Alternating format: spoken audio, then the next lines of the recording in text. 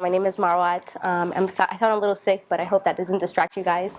Essentially, my talk is about racial biases and how that can unconsciously undermine a Black patient's care. So again, my subtitle is Your Care Depends on Who You Are, because being a Black patient already decreases your chance of getting a quality of care.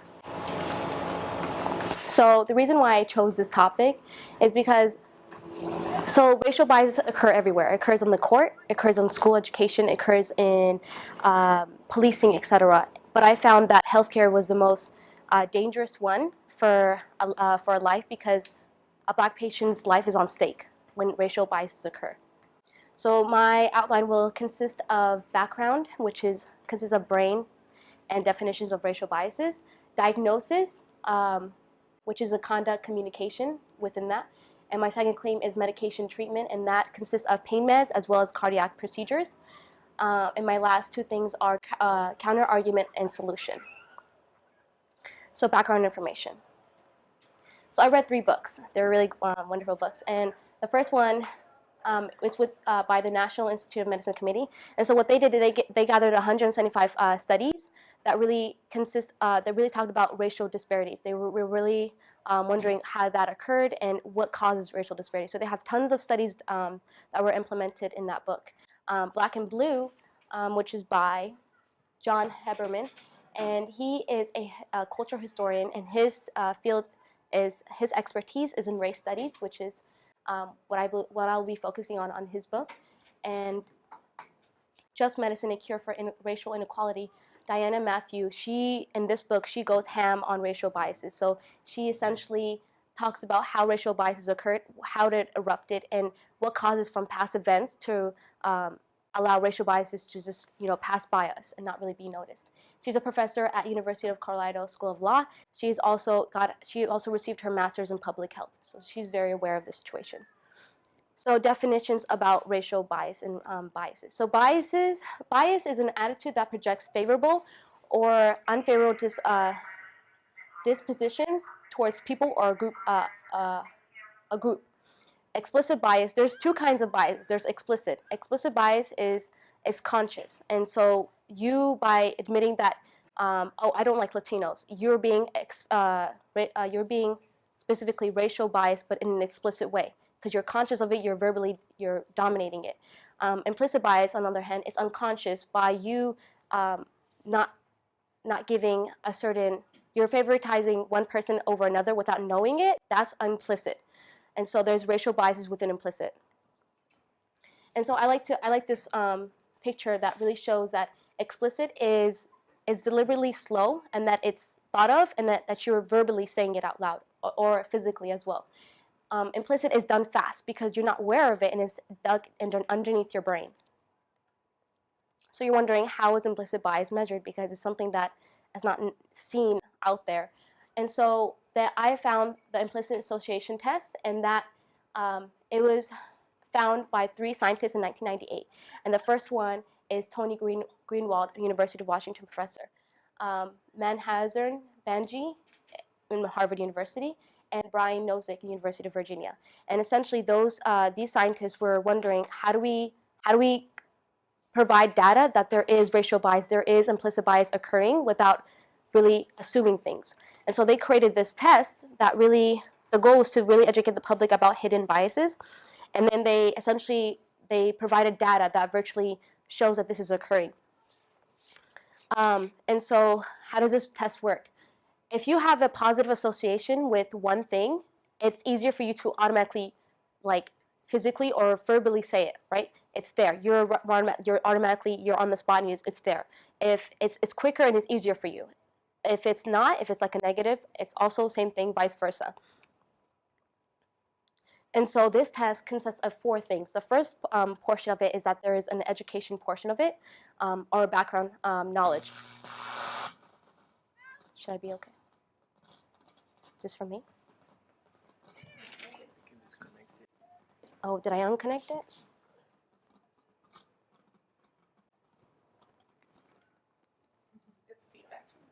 Okay. Okay, so Figure 1, which is the background knowledge about this test, essentially, before you can even begin the test, you need to understand what is a good adjective, what is a bad adjective. So, for example, a good adjective would be kind, joyful, brilliant, etc. A bad adjective would be ugly, dirty. And so this test really tries to understand, do you know what a good and a bad adjective is? The next portion of it is, do you know a difference between a black person versus a white person? So physical appearances, that would help you overall with the next portion of it. So the next portion of the test consists of the ability to differentiate variables. So right now, you guys can pull out your card. So I put down that if you guys raise the right side, that means that you're saying that this is a white person. And if you raise the left side, that's the black person. So right now, what do you guys think that this person is? It's very hard to see. Yeah. So right is white? Yeah, right is white. So you guys are all saying it's right. So that's right. It is actually white. So you guys have already passed that. You already passed that section. And then the same thing with an adjective, excellent. Would that be considered a good adjective or a bad adjective? Good is which hand? Good is, well, however you see it. Good is your, okay. yeah, from your side. Okay, so I'm just looking at. Yeah, from your side. So this would be your right. Okay. So the right, yeah, so the right one would be good. Because excellent, what is it? It's a good notation towards it. It's not a bad notation. You cannot be badly excellent. That doesn't make sense, right? So now let's do this. Now this is racial bias. This is where it actually occurs. So now looking at this picture, do you guys know how? Do you guys get the hang of left and right? Can you guys? Well, so the last one, I think I said right is white, but actually it should have been left is white. According to what I saw on the last slide, I made a mistake. Okay. If you go back to the last yeah. slide, I think I said right is white, but according to that, yeah. If I'm looking at that on the right side, yeah. it would have been black. Okay, well, for now, let's say that this is your left and this is your right now. So according to this, now, yeah. do you guys see this as left or right? Right now, 1, 2, 3, pull it up. Pull it up, pull it up, pull it up, one thing. Come on, come on, come on. You have to pull up one thing. That's how implicit bias test occurs. So you guys pick the right. And so you guys are right. It is black people. Now, if you were anti-black, your bias is anti-black, you would consider this person as bad, or you would pull up the blue card, because you don't necessarily, the first thing that pops into your mind is like, oh, they're bad. Does that make sense? And so that's how the association test is very quick paced, and that it goes over and over and over again, and so it tricks you, but in the end, you really understand what's your status of your racial bias. Does that make sense? Okay. So let's try another one. So pleasing, is that a?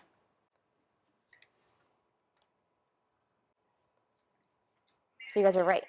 Now, if you were anti-black, or you would think that pleasing would be for a white person and not a black person.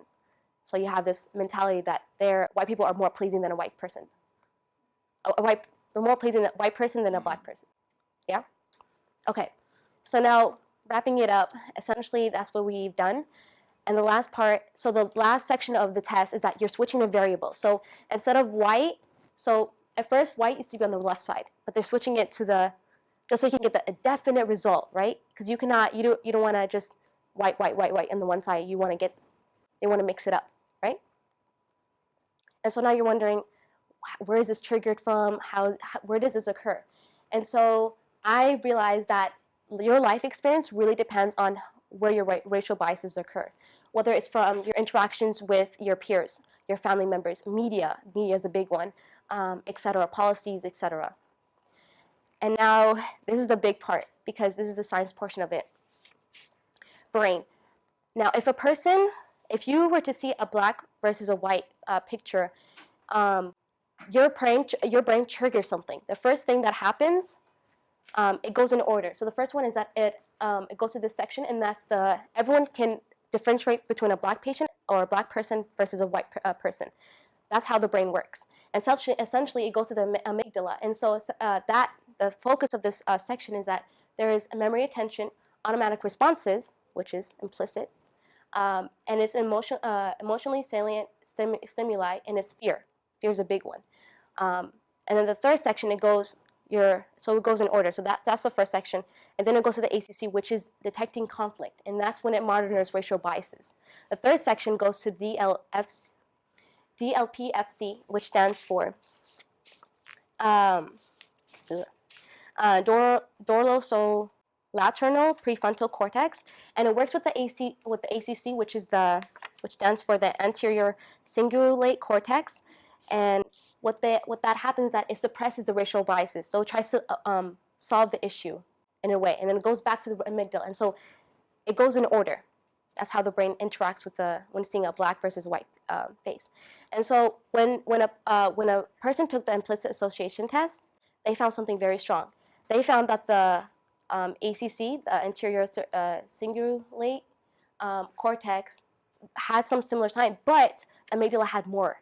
There's a very predominant. It showed strong. There's a very strong emphasis on the amygdala because there's fear, whether it's seeing a black face. This is when they were, faced with a person with a black person, and so they saw that the amygdala had more responses. So my question overall is that how does racial biases from a healthcare provider undermine the quality of care black patients receive in the U.S.? And my thesis overall states, healthcare providers' racial biases negatively affects the quality of care black patients receive in two things: diagnosis, conduct and communication, and medication and treatment. The reason why I'm addressing this is because it's very crucial that that racial biases can contribute to racial disparities. Now let's say if we call this Sam. Sam is a college student, and he has always thought about people of color, or specifically black people, that they're less intelligent, less educated, more likely to abuse drugs, and are alcoholics.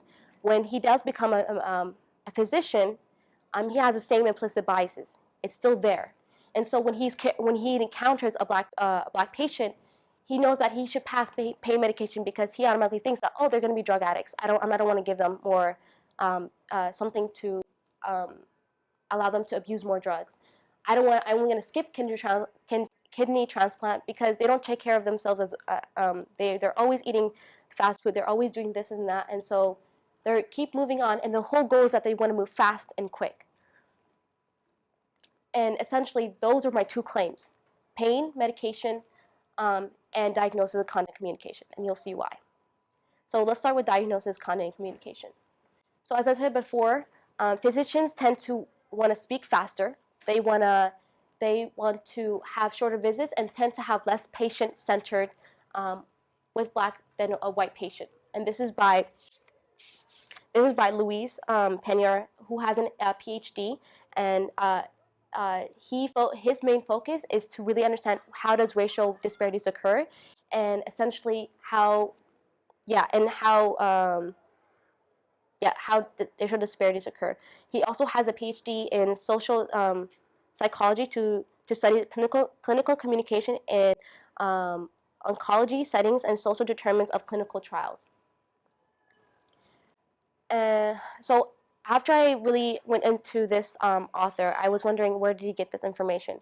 And so I found a study that he in a sense kind of put it out there. It's the quality of patient-physician communication study. And this study was done by Rachel, who received an MD from Johns Hopkins and a PhD from public health, and her expertise is on racial disparities in healthcare. And so this study consists of, the purpose of the study first is to really measure the communication process of patient-centeredness, emotional tone of African American versus white patients. And what the study consists of is 458 African Americans and white patients who visited 61 patients that were audio taped and questioned. This audio tape they weren't telling the physician, oh, you're being audio taped. Then they would really be critical of what they would say, what they're not, and what they would not. And they found overall that physicians were 23% more verbally dominant and engaged in 33 less patient-centered communication with African American patients than with a white patient. And that says it all. Because if you are a white patient, if you are a black patient and you enter into this room, you are less likely to be pushed into medication, not really necessarily explaining what the medication does to your body or why it's so important to take the medication, and it's less patient-centered. So there's less communication, and it's overall it's not a good atmosphere for that Black patient. So after I really read that study, I was wondering, does this occur today? Is this relevant? And so I did my survey, and it's from 153 responses. Originally, my survey consists of people of color in general, but I really wanted to focus on Black patients because they have dealt with so much. And so far, we know that from the yes, there were so from the yes, I found, and I went through each survey, and I detected whether it's a Black or a white patient. It was so hard because there was 153. So from the 59%, I found that Black patients were 26 out of 30 patients that felt that they were rushed in the appointment. 16 out of 30 were white, but you see here, 61% are greater. They're more likely to be rushed than a white patient would, and it's still occurring today. This is still relevant. This survey was just handed out like 2 months ago. I also asked during the hospital stay, how often do healthcare providers treat you with courtesy and respect? And as you can tell right here, white patients are always either saying usually or always. They're always treated with respect. They always come in here and they have such a kind, wonderful welcoming. But if you look at Black patients, you can see that there's some that say never. That's a problem. There's some that say sometimes, and then there's very few of that say always. But essentially, white patients always have it better than a Black patient, and that's always, it's still occurring today. I also asked, have you ever been mistreated by a healthcare provider? And from that, yes, I found that 4 out of 30 whites said yes, while 16 out of 30 said of Blacks said yes. There's a huge difference here. Obviously, Black patients are being mistreated more than a white patient is, and that's data right there. Now moving on to medication and treatment. So pain tolerance. So there's this concept in the 19th century by Dr. Samuel Cartwright, and he believed that Black patients Black people had thicker skulls, they had less sensitive nervous systems, so they can tolerate pain more, and they have a disease inherited in dark skin, right? So he states Negro disease making them insensible to pain when subject to punishment. So this also comes from the concept of slavery and whooping, and so he believed that, oh, they can tolerate pain, they're fine, they're okay with pain. But the problem with this concept, what makes this person, or what makes this doctor very relevant in the medical school, is because he is well known. He had so many theories that were out there and that medical students were being taught from him. And so he was admired, and that was in the 19th century. That, however, that died down, right? Which is a good thing. But however, if you look at, there's another study that was conducted by Kelly Hoffman, and she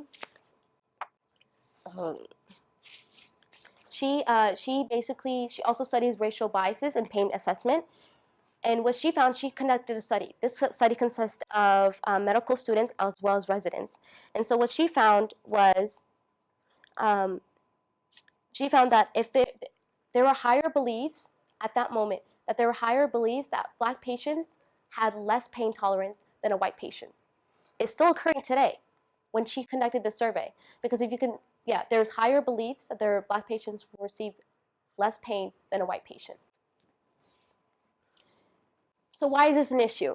Now, if a Black patient comes into this hospital and there's this mentality that medical residents or physicians believe that Black patients do not tolerate pain, or they can go to surgery without as much as drugs and whatnot, that's an issue. Because in this, by Hoffman Kelly, who also conducted that survey,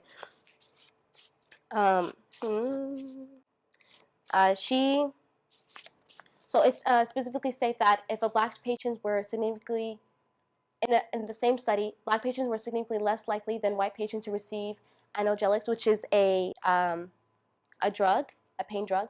For extremity fractures in the emergency room, they were same kind of cases. A white person is 57 more likely to receive. I'm sorry. A white person is 74% more likely to receive pain meds than a black person, which is 50%. And they have similar kinds of fractures, similar kind of cases, yet they are still given less pain meds or whatnot. Now I want to move on to the cardiovascular disease. And so I want to give you guys a little bit of background information about that. This disease is a heart condition, whether it's diseased vessels, structural problems, and blood clots. Treatments that can help with this disease is a catheter, angioplasty, cardio bypass surgery, and thrombolysis. And a statistic that I found is heart disease rate for African American men as 37 higher than for white men. So heart disease for a white man versus a black man tend to have more of a higher disease rate than a white man. Same thing with an African American woman versus a white woman, and they found that African American women were 63% higher to have heart disease than a white woman, and that's from the National Center on Health Statistics. Now, I really wanted to understand: is this because insurance? Is it because or the resources at the hospital they don't have the resources to really give all patients these treatments? And I found that this study was conducted. Let me get to it. Okay, so according to Kevin Skolschman, professor in the Duke School of Medicine, and who continues to invest in research on the medical decision making like this one, he implemented this study that consists of a survey, a video recording camera that was not known, that the physician did not know that they were being recorded till the very end, and a text to present to the actors. So these are all actors. Now, if you look at the actors, they're dressed the same. They're right here. These are the black patients, actors. These are the white patients. And so there's 4 of them, 4 over here. So they had the same exact script. They had identical chest pain. They had the same insurance, and they were in the same hospital. And so essentially the reason why they wanted to have that fixed format for each actor was to really remove the effects of different socioeconomic status, insurance, and clinical symptoms. So they can really see, is there actual racial referral biases happening within cardiac treatments? And overall, they found, this is the results. They found that black race, they are less likely to be given a cardiac treatment. Even though if we go back to statistic, we found that they are more likely to receive heart disease, yet they're still giving less of this treatment. Why? Because there's biases. Because right here, you can already know that identical chest pain, insurance is the same, and they're in the same hospital. They have the same resources, yet they're being given a different kind of treatments, one over another, right? That's racial biases. Now, if I move on to this study, second study, and this is implemented by Dr. Alexander Green. He's the co-founder of Quality Interactions and professor at Harvard, where he is a chair of cross-culture care committee. He's been dealing with this racial biases since many years. He's been doing many research, and he's trying to understand, is there actual referral biases within physicians? And he did this study, which consists of so what happened is that they took medical residents as well as students. Medical residents and medical students were given this test. They were taking the IAT test, and then they found that if you had a higher IAT bias test, if you were more anti-black, you are less likely to give a black patient thrombolysis treatment, right? As he states, as physicians' pro-white implicit has increased, so did their likelihood of treating white patients and not treating black patients with thrombolysis. Overall, it shows that racial bias is occurring, and it's something that's not something that not a lot of people want to talk about, because No one really wants to investigate in this situation. So essentially, what is the problem? If you're an African American and you present to a hospital with symptoms of a heart attack, it is less likely that you'll have a potential life-saving procedure such as a heart catheterization, angioplasty, or a cardiac bypass surgery. Like I said, a black patient's life is on risk. If you present to a hospital and you have a physician that is anti-black, you are more likely to die because a physician does not want to provide you these life-saving procedures, and it's such an important thing that we want to really want to dig and we want to resolve. So another one counter argument that would say otherwise, some might say that poor quality care is not from racial biases, rather it is from patients' inability to pay for insurance. However, many times people who do have insurance are still receiving poor quality of care. Race breaks a family story, and so I interviewed a patient, and she has Kaiser Health Insurance, which is known to have really good procedures. They're filled with resources. They're willing to give the best treatment because they have the resources. Yet that was not what she received because, as she states, I don't fully trust the healthcare providers. All the complication I might have, and if I don't get the quality of care, I can die. It is best to save my family and my family heartbreak. Essentially, Miss Briggs her situation is that she was pregnant, and they didn't want to give her a C-section because it would cost more money, and so they wanted her to give her a vaginal birth, and she was like, I want a C-section ASAP because I don't want to deal with pain. And they're like, no, let's do it naturally. And so because they just wouldn't allow it, and so just the referral biases occurred happening here. Also, with throughout the same survey that I conducted, I asked, do you have health insurance? And look at here, none of them said no. All of them said yes. And this shows that even though they were being mistreated, as I showed in the other slide, the mistreatment, or they felt rushed, they still had health insurance. Health insurance is not the problem here. It's that the mind of a physician is the problem. Again, access to insurance is not the full issue because in the book that I read, Unequal Treatment, Confronting Racial and Ethnic Disparities, it states, large body of, and this is, they stated this quote right after they stated all the studies that they were implemented, and he states, large body of evidence and on disparities in the diagnosis and treatment of cardiac disease does not reflect problem access to healthcare, but are based on studies of persons already in the healthcare system, right? And so let's solve this issue. So my proposal, which is the IEA plan, Internal Awareness, Education, and Action. This plan consists of internal awareness, and it essentially, I want to implement this idea of having medical students, physicians, and any healthcare provider to recognize that they have unconscious bias.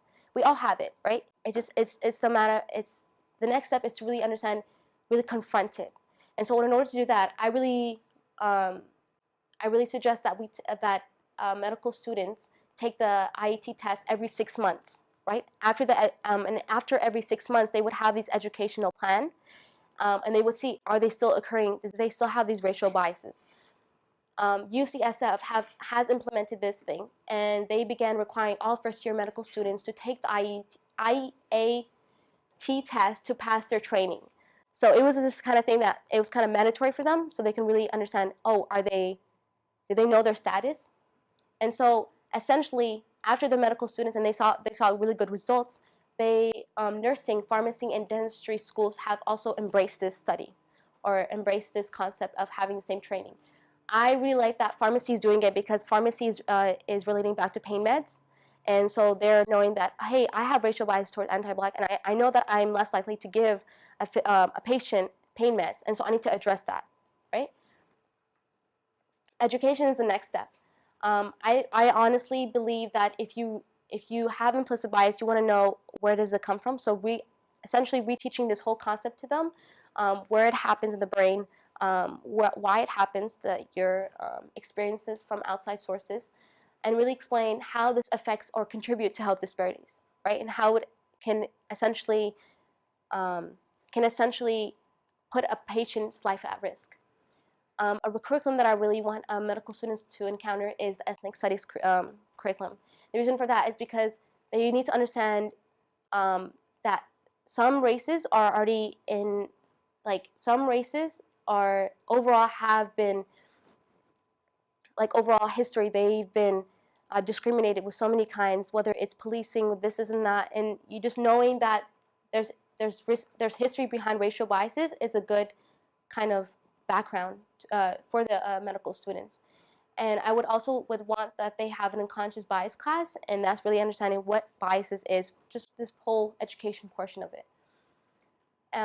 April and Dembowski, who interviewed the UCSF doctors who took this test, she states, the younger generation of healthcare providers could help shift medicine by learning early how to keep their own biases in check. And that's what we want to do. We want to educate them so they can understand and really keep it checked while they're encountering Black patients and whatnot. And action. So we want to promote monthly hospital exercise of what they should and what they should not do. Because it's one thing to learn, oh, I have racial biases, but what does that actually mean? If I give them one medication over another, is that what, like, you want to know the exact actions to really see which, the situation of for that each case. And so AAMC, Association of American Medical College, they provide workshop and training programs for unconscious biases. So they're well known, and so if hospitals can invest in this program, it can help them in the long run. It can help patients. It can essentially decrease racial disparities. This workshop consists of healthcare providers identifying and confronting unconscious biases, as well as having trainings of this action portion of it. Now, foreshadowing issues. I found that financially investing in this plan might not be the best. Like, people might not see that this is a really important issue to put money towards, right? Because they don't see it as actually happening. It's not physically, or it's not tangible, right? And I found, but thing is, we need to ensure that this is being financially supported. And my solution to that is that making it mandatory for healthcare providers to take that training, IEE plan. And if we were made to make this as part of a law or a mandatory thing, then physicians or hospitals will more likely to be invested in these trainings, and therefore there will be more funding to go towards it. If we make it mandatory to get their license, like for example, New Jersey and other states such as California, they have made this continuing education mandatory in order for healthcare providers to keep their license or work certificate active. So if we make that kind of like law that really pushes for that, then people are more likely to investigate in this research. And I say this is a very important thing because by 2050, the percentage of racial and ethnic minorities will rise significantly. Physicians will more likely to encounter a Black patient or a person of color. And so they need to really understand how to go towards, or how to encounter it, how to encounter the Black patient or that group, a specific group. Overall, when I asked this question, and it was kind of sad to see that this question or the results of this, and I found that, does your race or ethnic background make any difference in the kind of quality of care you receive? And so far, I found that yes, there is 46.8 that said yes, my race really depends on the kind of care I receive. That's an issue because it should not matter that you're by being Black or by being Latino, by being Middle Eastern. That should not matter, right? You should get quality of care regardless if you are a certain race. And so essentially, my overall plan, hopefully, we would have that. No, it should not matter that you are, Black or you are, Middle Eastern, etc. It should not matter that should not matter about your quality of care. Questions? And that's it, guys.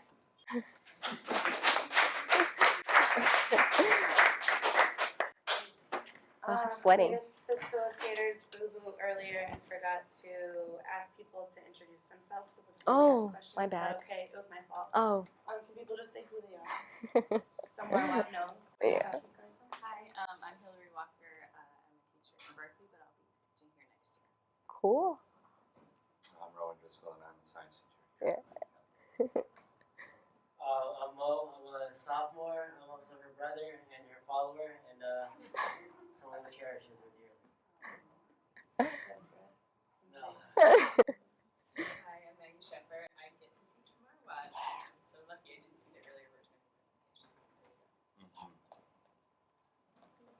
It's not that right? Do folks have questions? You can just raise your hand. You're free. Go. Could you go back to the slide Mhm. that showed the mandatory? You said that New Jersey and California do something, yeah? Yeah, there we go. When you refer to discontinuing education, is it the IAT training you're talking about, or continuing education in general to maintain the license? Well, what I was thinking is the IEA. Oh, So but is that already happening? no, it's not. Well, the thing is, I created this plan. It's Right, not. So they're not doing Yeah, they're not doing it. They're not doing bias training. Yeah, Okay, that Yeah, clears up my second yeah. question. The training that they're doing is by this one, AAMC. They've already implemented this training. So it is bias training. Yeah, Okay. yeah. That. Okay, Oh, then sorry, I did not. do have a follow-up Yeah, question. go for it. So you're 153 respondents. Yeah. Most of them live in California. Yeah, so I only spread out because I don't know much, but I did try to get. So at first I had like 100 that was only consist of like college students and high school students, but I've honestly like I realized like that's kind of like not a good respondent. So I asked my community organizer or anyone that I to like spread out to families, whatnot. So That makes sense. Mhm. So I guess my question is, if this training, Mhm. not exactly the same training, but Mhm. one aspect of the plan is Mhm. already happening, Mhm. do you see evidence that it's working, or does your survey data show that? How does your survey data of Californian people connect to what's already happening here in California? surveyed. What do you mean survey data? The 153 respondents Yeah. you had. About the So you used that data to show that there was racial bias in the sample that you found, right? But if this is already happening, is this happening in California or no? The AAMC training. So it did. This isn't currently implemented in California. Okay. It is a little bit. I can tell you that from 2000, like some of the studies that were implemented in around 2000, it was it was worse than what they have now, right? Like so, there's less there. Like if you go back to here, let me show you something. So right here, there are some people who have encountered, right? There are some people, but there's still that bit that's still there. But it's getting there. It's not necessarily it's not there because it's not gonna happen in one night. It's not gonna happen in 2 years. So it's happening, but it was just implemented specifically for the UCSF. They just implemented like 2 years ago. It was a 2014, yeah. So it's not really occurring. Yeah, it's not a good. Yeah. And I had one other question. Yeah, shoot for it. Does the race of the physician Mhm. impact implicit bias or no? No, it does not. It doesn't because I can have racial biases towards a black patient, or if I am a physician, anyone can have racial biases. Just because it's not specifically towards white physicians. It's not that. It's really anyone that really encounters, or anyone that has experienced our mentality or been taught that black patients are less valued and whatnot. So. Do you have the evidence to prove that? That what? That there's no disparity amongst the race Yeah. of doctors? I don't have that, but I can tell you that from these studies that were implemented, the 61 physicians, they weren't. It's not a certain race. They weren't targeting one race of physician. They were everyone. It was like random physicians. They weren't. They were like, oh, we're just gonna give only 61 physicians of only white physicians. No, they were like every physician in that hospital. Yeah. I had a follow-up question about the UCSF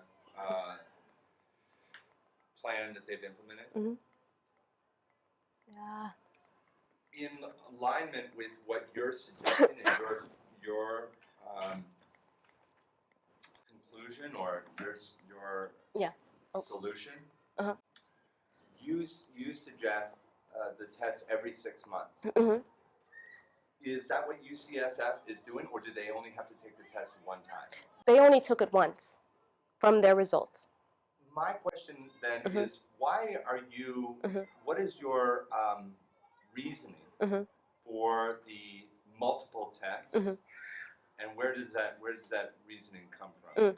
So the idea, so the IAT test, once you've encountered it once, like for example, when I took the test, I like after not without realizing what the test consists of, I was obviously I was more what was I was more I had more implicit bias. I was more anti-black than I was anti-white, right? But I realized that after education, after I took this education and after I like really understood where this racial biases come from, and I took the test again, there's the way the test is that it ranges from it's like 5, 4, 3, 2, 1, and if I was like around 4, right, of anti-black, but after I took the test, I was like 3, right, you know. And so you move on after you really acknowledge and after all the education you really encounter. That makes sense.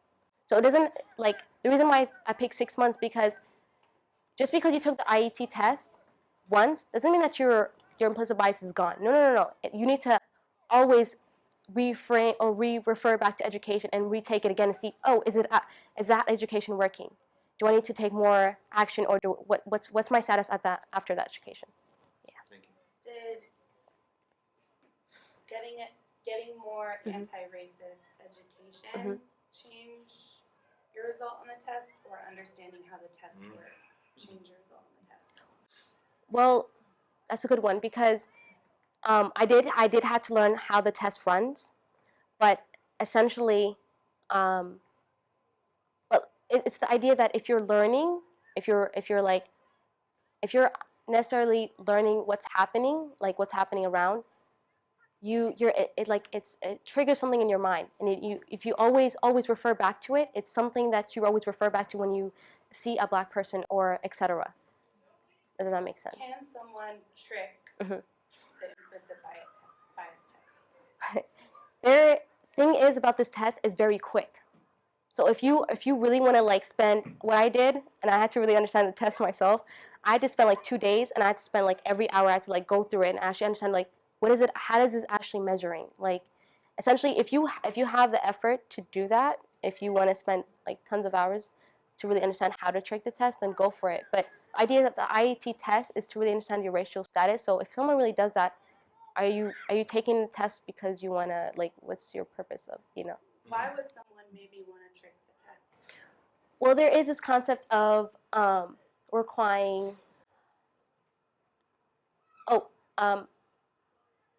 that physician, like in order to get their license, you need to get that passing the train. But that's IET test is just one portion of it. The whole training is that you're not, just because you pass the test or just because you're more you're less anti-black does not mean that you're set to go. You have to show that you're ready, right? That's the action portion of it. You essentially have to prove like, okay, I know that to give this. And so my idea was that there was an overall last test to really not only consist of the IET test, but also consist of your actions towards a black patient. And this last test would really, it would happen anytime. You weren't really like, you know, said, oh, you know, what's happening today? No, it's happening. It's going to happen anytime. So just be best on your, be alert. That makes sense. I have a question. So you said that in the medical field, if you go back to the slide where it was talking about specific treatments that African Americans got in terms of heart disease. Wait, which one? This one? So you said that.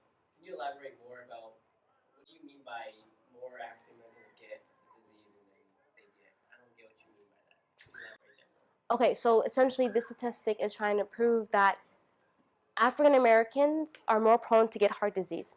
African American women and men. Their men are 37% higher, and women are 63% higher than a white woman or white man male. Yeah. And then what was your in the second slide? You talked about how that played a role in treatment. So essentially, if we know the fact that white or black patients, black patients are more prone to get heart disease, then why are they given less? Like in this graph, why are they given less cardiac treatment? You know, like why is this occurring? And that all refers back to referral biases, because in this test they were giving identical chest pain, identical everything, and they pinpointed that there is racial referral biases.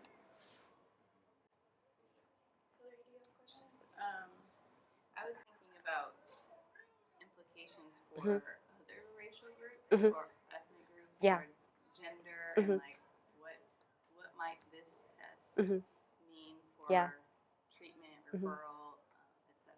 Like beyond black and white. Yeah. Well, what I like about this what I like about this test, or the makers of this test, they didn't just focus on race, like white versus black. They also had sexuality. They also had Muslim. So they had so many options. The reason why I focus on white versus black because I wanted to focus on it. But definitely there are some there's racial inequality still within other races, whether if you are gay, if you are any kind of sexuality, if you are, Latino, if you're Middle Eastern, there are still racial inequality. But black patients, I felt that it was more focused to my, that makes sense. I'm hot. A couple more. You know which one's coming. You ready for it? I can't. When was last time? Can you go to differences in style of physician communication? I'm sorry, what that? After your diagnosis, this one where the next one, the first piece of evidence on diagnosis. Wait, did I go back? Hold on. Oh. This one? Yes. Yeah. Okay. Physicians higher in implicit bias. Sorry, I don't have my glasses on. Speak faster, speak more, have shorter visits, and tend to be less patient-centered with black than white patients. So how do you know that this issue arises due to racial bias versus the working conditions of the hospital themselves, right? So because of how racism and oppression work, especially in the United States, racism and white supremacy go hand in hand with classism and poverty, right? That's true. So historically, one reason why disproportionately African American communities face certain health problems isn't just that people are racist towards them, for sure that's part of it, but also the material conditions that communities have been forced to live in, right? Including hospitals, right? So I'm wondering, how does this not just also maybe speak to an issue of conditions, right? I'm sure the wait in a waiting room in a high poverty area hospital is much higher, or a free clinic, for instance, is much higher than something like right? Yeah. So I'm wondering, how do you know that living and working conditions are maybe more of an important factor to be focusing on than implicit bias? When I did do this research, I was considering that portion, and I did not ignore it. I did not, my idea was that I was not automatically disqualifying the fact that there is, there's lack of resources, whatnot. But the reason why I really wanted to focus on implicit bias is because it's something that not a lot of physicians know that is happening. Physicians know that there is lack of resources, right? But if it's something ingrained in your mind and you're not conscious of it, it's more dangerous. You don't know how to resolve it. You don't even know your status. So that's why I felt I could have done my defense all on that, and I was thinking about it, but I really wanted to see something that's not really spoken of. There's very little research done on this. I had to dig. So I have to read 3 books. And I was like, where is this? How do I find this? Right? But essentially, that's what I found. I felt more challenged if I were to pick this topic than if I were to pick lack of resources within hospitals. Did you read this entire report by Louis A. Penner? I read so many. I believe so. I wonder if the statistics or data that Penner uses to make this conclusion statement would support or answer Ms. P's question. Because maybe Penner controlled for that in the study that they did. Well, here's the thing. This guy, so when I did my research, when he stated this thing, he left a little mark, you know how they put little numbers? Yeah. There, and that's what led me to this. That's honestly where I got this other source, this study of, remember this, how they were being recorded? Yeah. and how they were being 23% more dumb. Like, does that make sense? So this guy did not. He just analyzed. This guy analyzed this source. So he was. So Penner was using the data. Yeah. Dr. Johnson. Yes. Yeah. That's what. Well. Yeah. Dr. Johnson. Yeah. Mm-hmm. I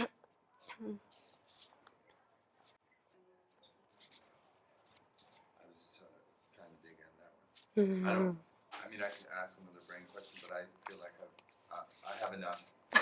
My last question for you. What are, I'm interested in what foreseeable challenges you predict in making your action plan go. I think one thing that I've really experienced as an organizer and a teacher whenever I'm doing anti-racist training, especially with white folks, there's a lot of defensiveness and resistance. That's what you mean. Because people feel like very accused, judged. They're like, how could you ever question my really great intentions to help people, etc., right? Yeah. So I'm wondering, besides maybe pressure to get licensed or to keep a license, like what challenges do you think might come up in making this action plan real? I've already mentioned finance would be a problem. I guess another one, I could definitely see that there will be some resistance towards this. So what would you do about that? But what I would do, so here's the thing, if I would not just come to a physician and say that, hey, you have racial biases. The test already proves that they do. Like, they cannot, like, they're not questioning me. They're just questioning what they put down on that test. So they won't they can resist it all they want, but it just proves that, like, it's there.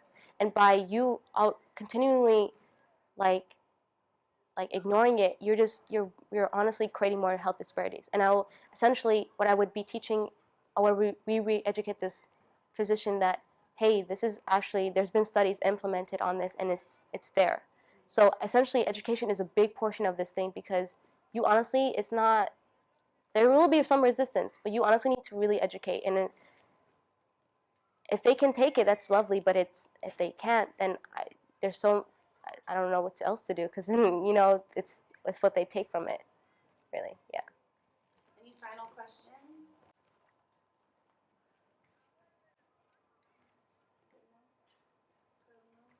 All right, give her some more. You did right. Yeah. Woo! Lovely. That's okay.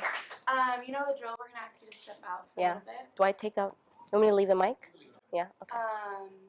And then we'll ask you to come back in. Okay. Okay. Mo, do you want to stay with us in here?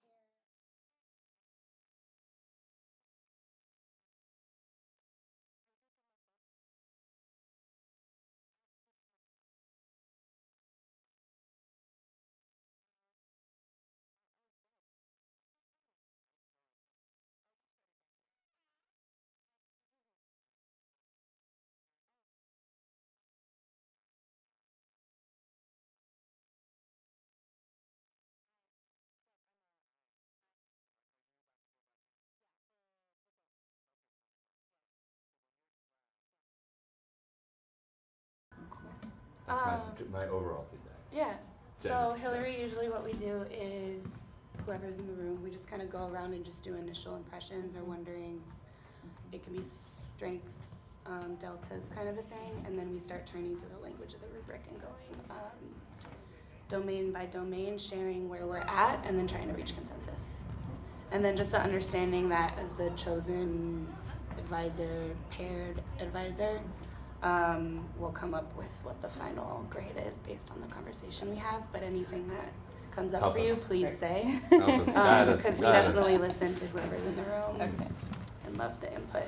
It's also hard because I think my initial impression, it's hard for me to not feel super biased because I saw her change everything we told her to change.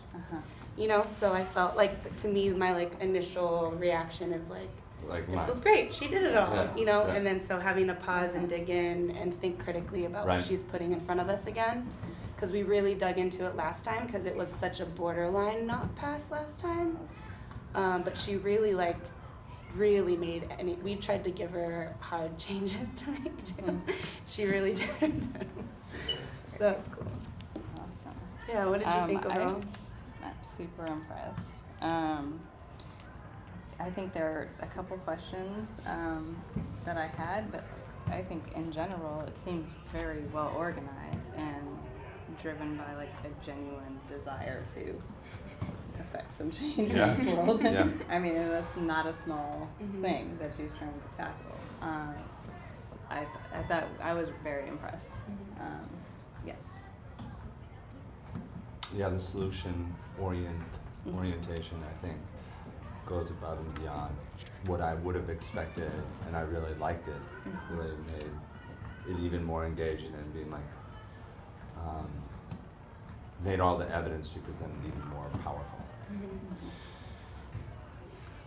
Were there any like points of confusion or wonderings or issues that came up for you at all that weren't addressed in the questioning, or you had a question? Sometimes she's making inferences that I don't think are necessarily supported by evidence explicitly. Like what?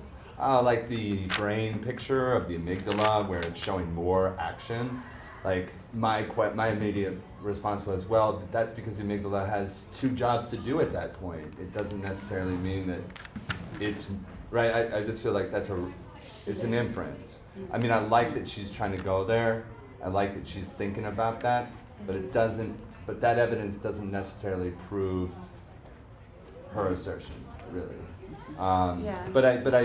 But you know, that's very fine line. You know, I think She did put it in background. I had asked her to put in parts of like those slides. Because remember she had the one and she just kind of mentioned the different parts of the brain. Yeah. But I was like, why is the amygdala the thing where race-based evaluations are made? Like, I didn't know what the amygdala does, so I was like, why is that the part of the brain that's active? And so then she added this part. Yeah. You know, so it didn't. I don't know. I mean, I think like again, that's me That like wasn't making like but that's a small piece of evidence that is very like fringe to the central narrative of what she's trying to do. So like that's me nitpicking on somebody who's like pushing somebody who I obviously know is strong, and so I'm just looking to see how she can be stronger. Yeah. Like I'm trying to find that borderline of where her understanding is maybe less clear or less specific. But in general, like you said, like we gave her feedback last time, and she really addressed it. Yeah. I had a question about, which I think you kind of addressed in your question about the tricking of the test. What happens, or like what's the impetus for, or why? Why would somebody do this if their license was? I don't know. I don't know if that's like you know too much of a thing to focus on, as opposed to like how the whole thing is structured, which I thought was. So I think it's a minor thing, but I did have a question about that too.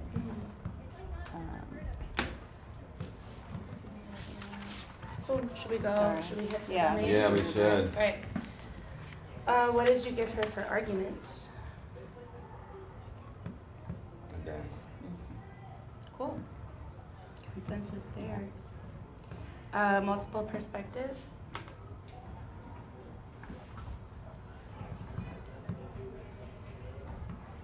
I was PA, but I can be convinced to go to advanced if somebody can convince me to go there.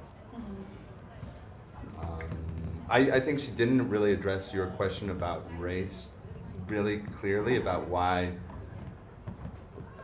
black and white, right? She talked about, you could do it, but I just did it. I just focused on that. I'm interested. I'm interested. I guess maybe that's why I put a PA.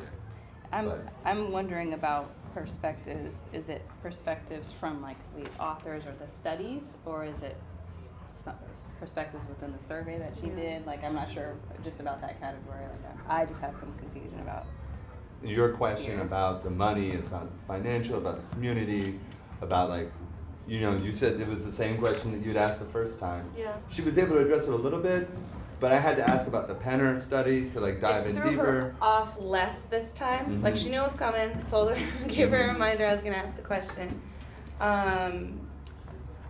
I remember we felt a little like meh about her counter last time. She didn't really change the counter. She got really stuck on the public health question that I asked last time. We didn't really dig in to the counter argument and the questioning this time. No, we didn't. But I'm pretty sure I'm pretty sure we told her to consider changing the counter argument to look at the complexity of the issue, or combining with lack of insurance with the like more public health lens of like living conditions. Well, what was clear, I mean, but she definitely pushed that insurance was not the cause, which I think that was a she different. added that. That's so true. I mean, I definitely, Yeah. I feel like she's more than proficient. Okay. So we saying PA? Are we good on PA? I'm on fine. I mean, that? I yeah. think we're PA on that. PA. Yeah. Cool. You gave her a 3 overall. Evidence and analysis. Advance. I gave advance. Sweet. This is easy. Ish. Organization. I was PA. I did a 4. What'd you do, Helen? I think it's PA, yes, Okay. between those two for sure.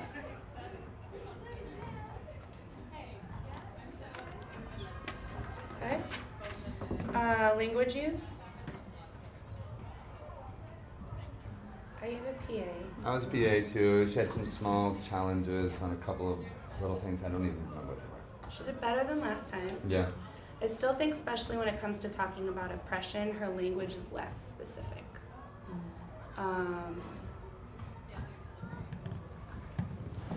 Yeah, like when she didn't mention like different forms of oppression, like institutional versus internalized versus that kind of stuff. She has that vocabulary, but in her reasoning, when she's nervous, she doesn't use them. But I do think that language can help explain her point and reinforce her point in a more concise way, Yeah. which was kind of why I wasn't a 4.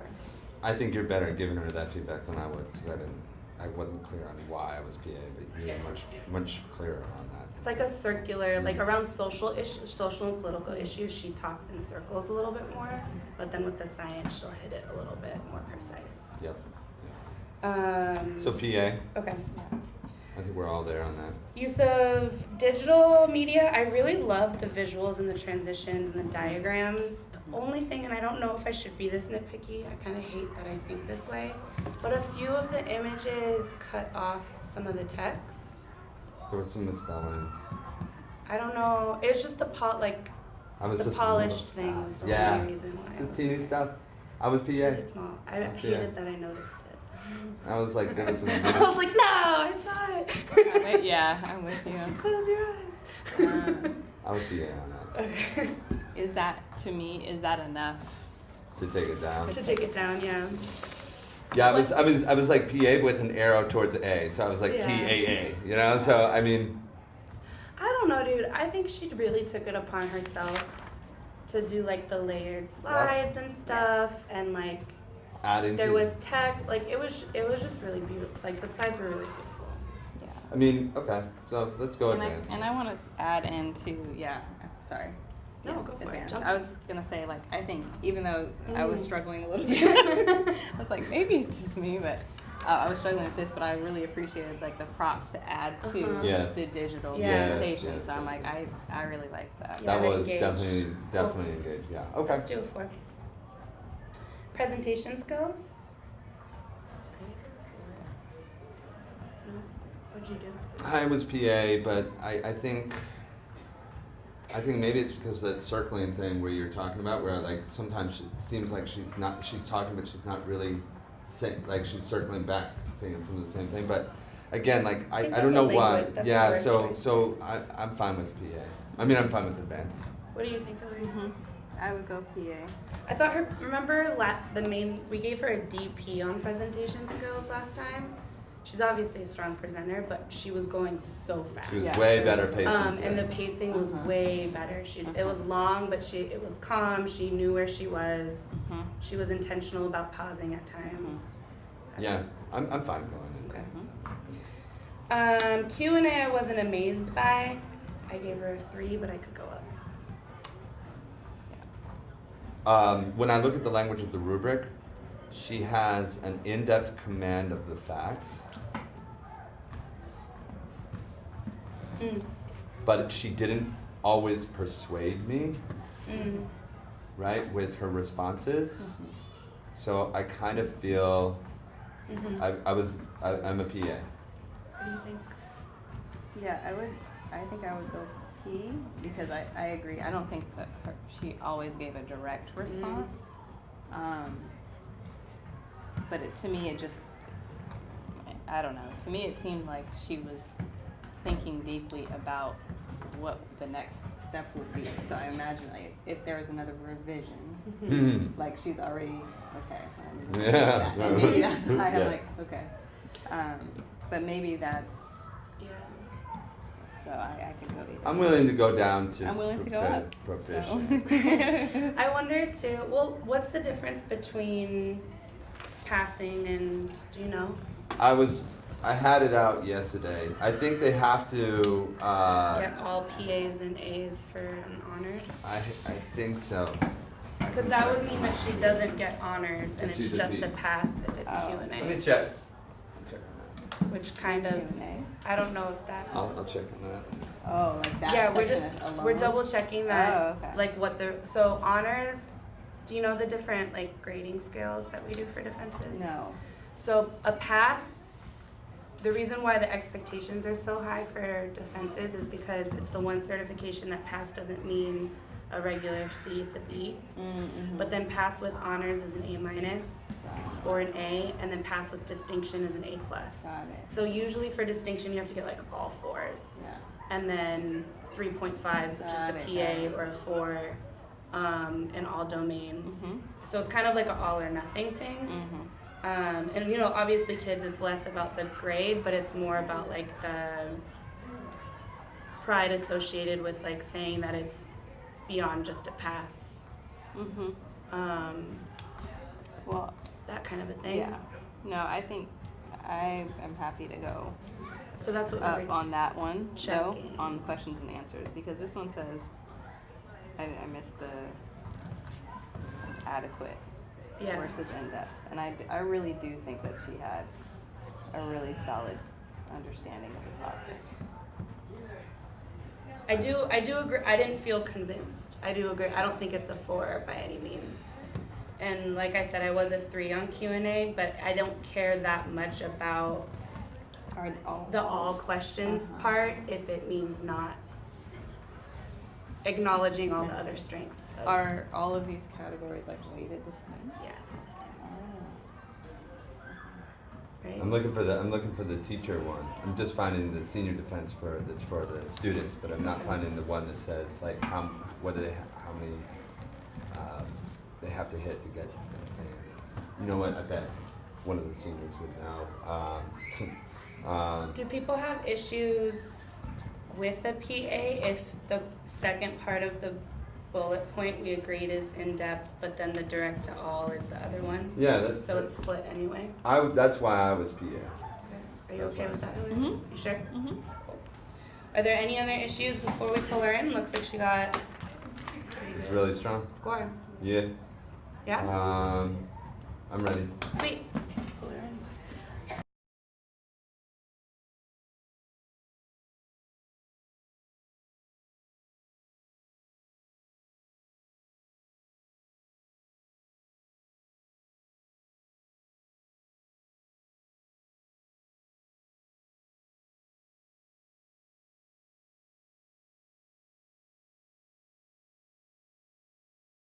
Oh God! Oh no! The wire! The wire! Help me! Is it still on me? It's still on me. Okay. I thought I dropped it. All right. So usually we just go around the room, say some overall feedback from Marwat, and we'll start with your brother. What did you think? Okay, so I'm gonna go into. Can I get to it? All right. So first one is you worked really hard. You were honestly the last one asleep and the first one awake. I don't know how you did it every morning, every Saturday morning, always on your defense. Something else is I really like your topic. That's something that's really interesting. It's not talked about a lot. It's not generic. I've never seen something like that in a defense so far. So it's really interesting and it looks really hard to understand. So Thanks, man. I was just sharing with the panel that I am really, really impressed with your topic, and obviously you have done quite a bit of research, which is really impressive, and that it is in service of solving a much bigger issue. Yeah, definitely. And I'm very excited to hear that you're going to Cal to study public health, and maybe you can actually enact this. That makes me excited. Yeah. I just know that we held you to a really high standard when we saw your presentation in March. And I think we really pushed you to dive deeper into your topic. And today, like, it was really powerful, all the continued work that you have done. And like, to me, these things that we got to do made that experience so much richer, and so I appreciate it as an audience member. Like, I just learned a lot more today. So thank you for teaching me. Yeah, definitely. Absolutely. Yeah, very, very strong. I mean, I think ever since your sophomore defense, you've always really taken feedback in. And I wrote Driscoll a note very early on, like on the 5th slide, I started looking through all the rest of your slides on the printout, and I wrote him a note being like, she literally went beyond all the changes we told her to do. And you like paid attention to the details of it all, and you really did it, and you kept thinking, and you kept that passion, which goes to show that it's just a very important topic for the world, and for our community, and for you. And so it's very real. So thank you for having so much integrity to take a serious project on, and especially at the end of your senior year when you could have just like gone through the hoops and been like whatever, but you really took on something that matters. So thank you for doing that, and you got all P's and A's. So you should be super proud of yourself. You got advanced for your argument. Ooh, okay. We gave you a PA for multiple perspectives, mostly because of the just like really trying to dive into the issues with like living conditions, public health, that kind of stuff. But we like the evidence that you added to your counter argument. You added a lot of just like organization and moved slides here and there to strengthen different sections. You got advanced on evidence and analysis. A lot of really great synthesis. You did so much research, like Hillary said. Very well organized. We gave you PA for that one. Any feedback on that? I think I'm trying to, I think, I can't speak clearly about. I think there was some times where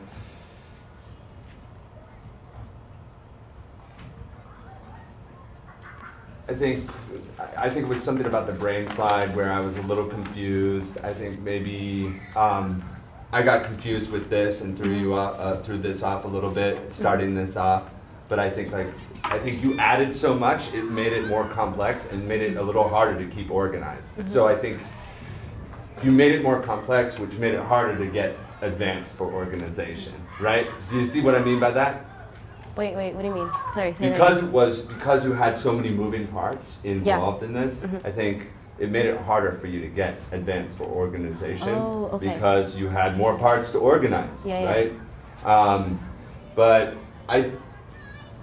wait, for I guess for future stuff, because I would love. How would I what's a better way to then? I thought instead of raising your hands, I thought actually having color coded, and so I thought by actually implementing left to right, just to make sure that you know which one is left and right. I thought that was really good organization because I was because the tests never really give you that direct information to until you're actually in the test. And so I was like, they're not gonna really understand it, you know? I think you did. I was so glad that we did this. Yeah. I just think that I don't know. I just think that it's a hard logistical move, and I think that I don't think it should detract. I don't think. Let me just say this. This wasn't what made me say like Okay. it's PA for organization. Okay. I think that was one aspect that made it a little challenging for me to say advanced, and I would say I'd have to look at your slide to be exactly specific about where I felt like you could have been a little bit more organized. I would have to say maybe, again, going back to the brain slide, I felt like that second brain slide with the amygdala, there was a little bit of confusion about why that slide, what you were trying to say with that slide, that left me a little bit confused. And Okay, so the brain. I would say that those two parts. Okay.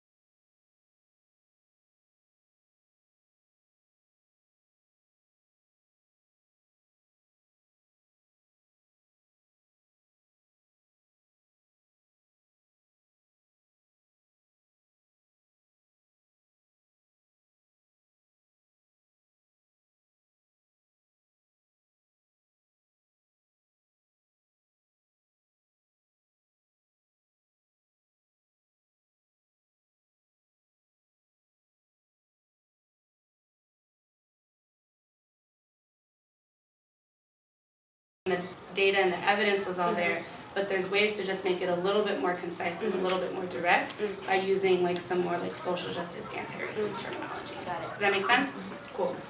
We thought your slides were awesome. Beautiful slides. Hillary, do you have anything to say about those ones? As a complete outsider who hadn't seen any of like, the work leading up to it, it really helped me see the trajectory. And I like even looking back through it, I really like background information. And those things really helped me kind of like grab a hold of all of this. Like, it's a lot. And I'm not a scientist, so like this is a lot. But I thought it was really well organized. So we gave you a 4 for use of digital media. We also were very engaged with the simulation, so that's where we graded you with simulating the test. You got a 4 for presentation skills. So remember, you were a DP last time because of your pacing.